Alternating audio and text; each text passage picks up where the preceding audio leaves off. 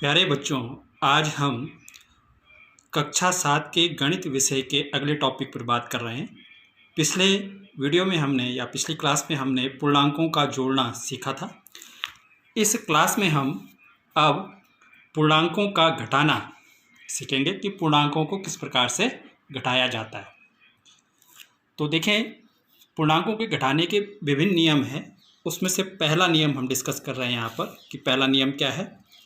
तो पहले नियम में देखें, अगर आपके पास क्या है, कोई धनात्मक संख्या है। कितनी धनात्मक संख्या है आपके पास? दो। एक हमने ए ली और एक बी ली। तो अगर दो धनात्मक संख्याओं को आप क्या कर रहे हैं, घटा रहे हैं।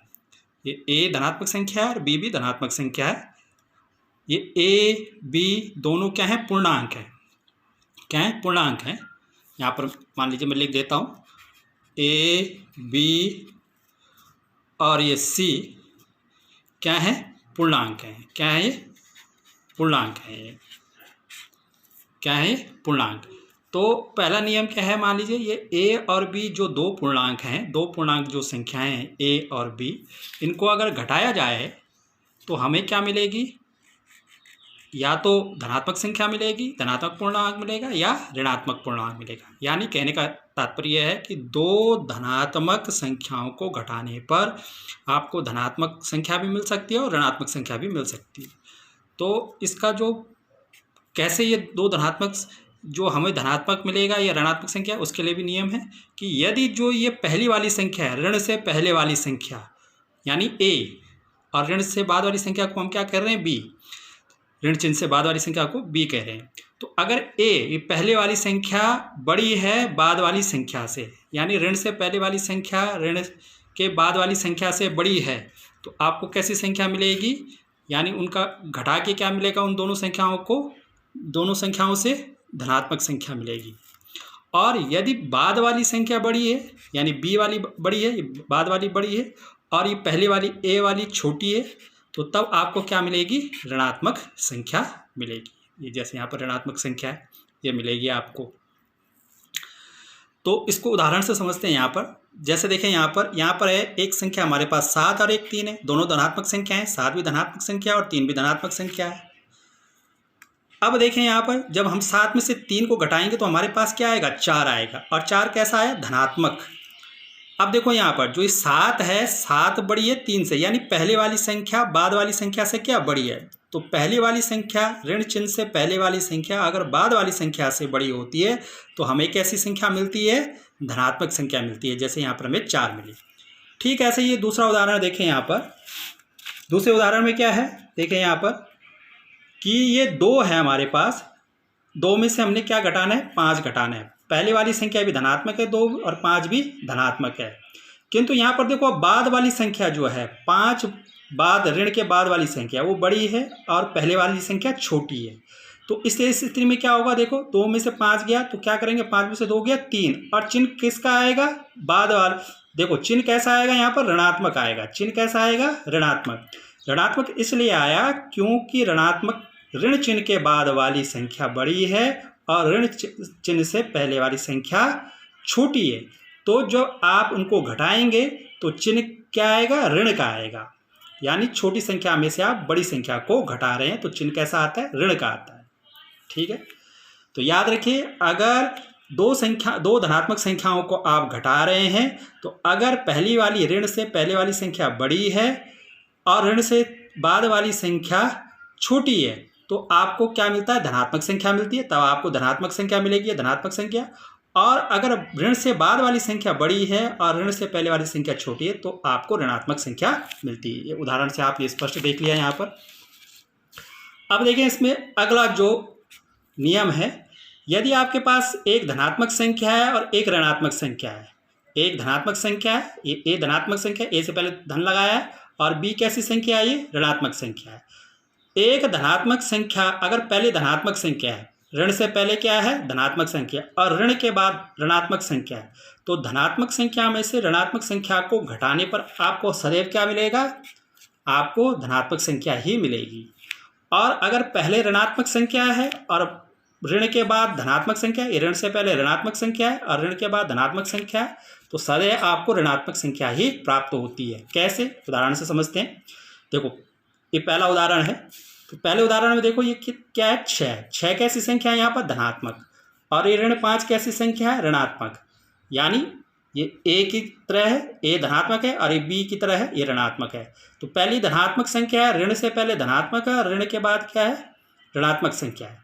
तो अब इसको कैसे हल करेंगे, 6 का 6 उतर जाएगा, और ये माइनस और ब्रैकेट शुरू और माइनस। आपको हमने बताया था, पहले भी बताया था कि माइनस और ब्रैकेट, माइनस का मतलब होता है कि माइनस, ब्रैकेट का मतलब गुणा, ब्रैकेट का मतलब क्या होता है, गुणा होता है, माइनस बराबर क्या होगा, प्लस। तो हमेशा याद रखिए माइनस, जो माइनस गुणा माइनस क्या होता है, हमेशा प्लस। ये ध्यान से देखें यहाँ पर, माइनस ब्रैकेट माइनस, ब्रैकेट लगाया है ना यहाँ पर, ये माइनस ब्रैकेट माइनस, ब्रैकेट शुरू हुआ, तो माइनस ब्रैकेट माइनस क्या होता है, उसका मतलब होता है कि माइनस फिर गुणा और फिर माइनस। ठीक है, ब्रैकेट का मतलब माइनस, तो माइनस गुणा माइनस क्या होगा, हमेशा प्लस होगा। तो ये माइनस गुणा माइनस क्या आ गया, प्लस आ गया, और यहाँ पर कितना आ गया आपका, ये 5 आ गया, 5 का 5 होगा, 6 5 11। ठीक है, तो आप देख रहे हैं अगर पहली धनात्मक संख्या दूसरी ऋणात्मक संख्या उनको घटा रहे हैं तो आपको धनात्मक संख्या मिल रही है। यही कहा था हमने, अगर पहली धनात्मक या दूसरी ऋणात्मक है और उनको घटा रहे हैं तो आपको धनात्मक संख्या मिलेगी। जैसे यहाँ पर थी 6 धनात्मक थी, 5 ऋणात्मक थी, दोनों को घटाया तो आपको क्या मिला, यहाँ पर क्या मिला आपको, धनात्मक संख्या। अब देखें यहाँ पर जो अगला है, अगला पॉइंट है, अगला उदाहरण ये है, अगला उदाहरण। तो यहाँ पर देखो अब 8 कैसी संख्या है, ऋणात्मक संख्या, 8 कैसी संख्या है, ऋणात्मक, और 3 कैसी संख्या है, धनात्मक, 3 धनात्मक है और 8 ऋणात्मक। घटा रहे हैं, ऋणात्मक में से धनात्मक संख्या को घटा रहे हैं। ठीक है, ऐसे ही जैसे ये है, यहाँ पर ऋणात्मक संख्या थी, ये धनात्मक, ऋण से पहले वाली ऋणात्मक और ऋण चिन्ह के बाद वाली धनात्मक, तो आपको क्या मिलती है, ऋणात्मक संख्या। तो देखो यहाँ पर क्या होता है, यहाँ पर 8 ऋणात्मक संख्या है, ऋण चिन्ह से पहले और ऋण चिन्ह के बाद धनात्मक संख्या। तो कैसे हल करेंगे, ये -8 का तो -8 आ जाएगा यहाँ पर, और ये माइनस है, फिर ये ब्रैकेट चिन्ह है, फिर प्लस। हमने कल भी बताया था आपको कि अगर माइनस है और ब्रैकेट चिन्ह शुरू होता है और फिर प्लस है, मतलब ब्रैकेट के एक और धन हो और एक और ऋण हो, तो क्या मान आता है, वो हमेशा ऋण आता है। क्या आता है, ऋण। माइनस मतलब कहने का मतलब माइनस, इस ब्रैकेट का मतलब क्या हुआ, गुणा, ब्रैकेट का मतलब क्या होता है, गुणा, और ये फिर प्लस, और ये बराबर कितना हो जाएगा आपका, माइनस। ठीक है, तो कहने का मतलब है माइनस गुणा प्लस क्या होता है, माइनस, या प्लस गुणा माइनस भी क्या होगा, माइनस होगा। तो ब्रैकेट का मतलब गुणा से मतलब होता है। तो यहाँ पर -8 और ये माइनस ब्रैकेट है तो गुणा प्लस, माइनस गुणा प्लस क्या होगा, माइनस, और 3 का 3, तो माइनस यहाँ भी है और यहाँ भी। तो कल हमने इस तरह का सवाल एक किया था, लास्ट जो हमने तीसरा वाला नियम देखा था, ठीक उसी तरह हो गया। यहाँ -8 हो गया, -3 हो गया, दोनों जगह क्या हो गए, ऋणात्मक चिन्ह हो गए। तो यहाँ पर 8 और 3 कितना हो जाएगा, 11, और चिन्ह कैसा आ जाएगा इसका, माइनस का आ जाएगा। तो ये दूसरा नियम था, ये आपने देखा। अब देखें इसी का तीसरा उदाहरण देखें, यहाँ पर तीसरे में क्या है, यहाँ पर -2 है, फिर माइनस चिन्ह है, फिर ये ब्रैकेट के अंदर +7 है। यानी पहली संख्या ऋणात्मक है, ऋण से पहले वाली संख्या क्या है, ऋणात्मक, और ऋण के बाद वाली संख्या कैसी है, धनात्मक। तो कैसे करेंगे, ये -2 का -2 आ जाएगा, और यहाँ पर ये माइनस ब्रैकेट प्लस है, तो माइनस ब्रैकेट प्लस, ब्रैकेट का मतलब गुणा, माइनस गुणा प्लस क्या हो जाएगा, -7 आ गया। ठीक है, तो अब क्या करेंगे, दोनों जगह ये माइनस माइनस आ गया, तो क्या कर देंगे, अब जोड़ देंगे, 7 और 2 कितना हो गया, 9, और चिन्ह कैसा आ जाएगा, माइनस का है। जब दोनों जगह यहाँ माइनस चिन्ह होता है तो ये माइनस चिन्ह ही आता है। ठीक है, तो ये आपका दूसरा नियम था।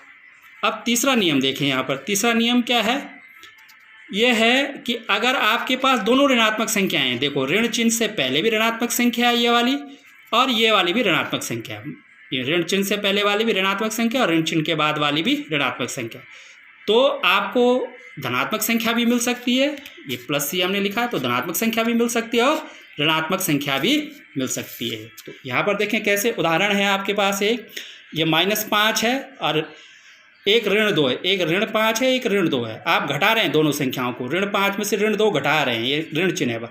तो ऋण चिन्ह से पहले भी ऋणात्मक संख्या और ऋण चिन्ह के बाद भी ऋणात्मक संख्या है, तो इसको कैसे हल करेंगे, ऋण 5 का ये ऋण 5 आ जाएगा।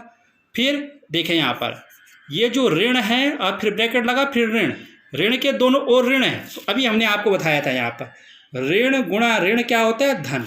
तो ठीक यहाँ पर यही चीज़ आ रही है, ऋण और ये ब्रैकेट का मतलब गुणा ऋण गुणा ऋण कितना हो जाएगा, धन, और ये 2 इधर आ जाएगा। तो ये -5 और +2 कितना हो जाएगा, एक धनात्मक संख्या होगा, एक ऋणात्मक, ये ऋण 5 हो गया, ऋण 2 हो गया। तो जब एक धनात्मक और एक ऋणात्मक संख्या होती है तो घट जाती है। तो -5 में से 2 गया तो कितना आ जाएगा आपके पास, ये ऋण 3। 5 में से 2 घट जाएगा तो कितना आएगा, 5 में से 2 घटा कितना हुआ, 3, और चिन्ह बड़ी संख्या का आएगा। यहाँ पर ध्यान रखना है, बड़ी संख्या का चिन्ह आएगा, ठीक है ना। जब एक धनात्मक संख्या हो एक ऋणात्मक संख्या हो तो चिन्ह हमेशा किसका आता है, कल भी हमने बताया था, बड़ी संख्या का। बड़ी संख्या कौन है यहाँ पर, 5, तो 5 का चिन्ह का, 5 का चिन्ह कैसे है, ऋण। इसी तरह से दूसरे वाले में देखें, यहाँ पर है -3 और ये प्लस और फिर ये -9। तो ये पहली वाली संख्या भी ऋणात्मक है, ऋण से पहले वाली, और ऋण के बाद वाली भी ऋणात्मक है। तो यहाँ पर देखो ऋण 3 का ऋण 3 उतर जाएगा, और ये प्लस माइनस का क्या हो जाएगा, ये प्लस माइनस, ये माइनस है, फिर ये ब्रैकेट है यानी गुणा, फिर माइनस गुणा माइनस क्या हो जाएगा, प्लस हो जाएगा। ये माइनस गुणा माइनस प्लस हो गया, यहाँ पर माइनस गुणा माइनस कितना हो गया, ये प्लस, और फिर ये 9 का 9 उतर गया। तो ये -3 + 9 हो जाएगा। अब देखो एक फिर यहाँ पर वही चीज़ हो गई, यहाँ पर एक ऋणात्मक संख्या होगा एक धनात्मक। जब एक ऋणात्मक संख्या होती है और एक धनात्मक संख्या होती है तो आप क्या करते हैं, उनको पहले घटाते हैं। तो 9 में से 3 गया कितना हो गया, 6, और चिन्ह किसका आएगा, माइनस आएगा या प्लस आएगा, प्लस आएगा। प्लस इसलिए आएगा क्योंकि यहाँ पर जो 9 है वो बड़ी संख्या और उसका चिन्ह कैसे है, धन का है। तो ये कैसे आ जाएगी, धनात्मक संख्या आ जाएगी। तो इस प्रकार से ये पूर्णांकों का घटाना और जोड़ना होता है। जोड़ना हमने कल बताया था, घटाना आज बताया। लगभग कुछ चीज़ें समान होती हैं इसमें, तो आपने ये समझना है, इसको करना है, और इस पर आधारित मैंने ये आपको होमवर्क दिया है। ये होमवर्क आप करेंगे तो इस होमवर्क को आपको भेज दिया जाएगा कि किस प्रकार से आपने हल करना है। इस वीडियो में इतना ही, थैंक यू।